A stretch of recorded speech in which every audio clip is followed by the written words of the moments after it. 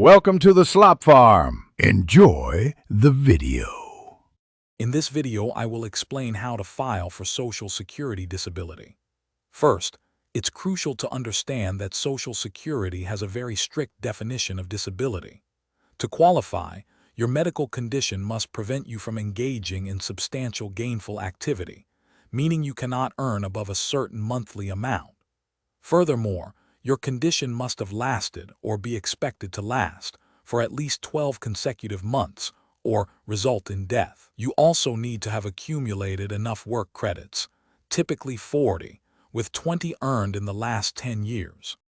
Preparing your application thoroughly is key. You'll need to gather several important documents.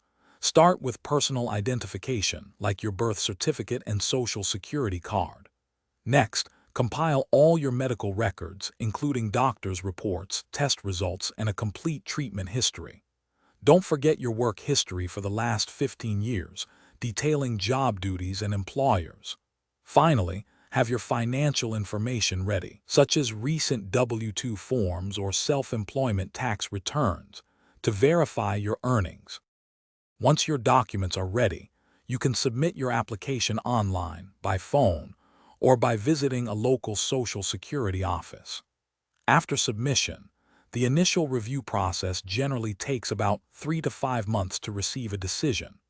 Your case will be sent to a state agency, Disability Determination Services, where a disability examiner will review all your medical evidence and work history. They may also schedule you for additional medical examinations if more information is required to make a determination.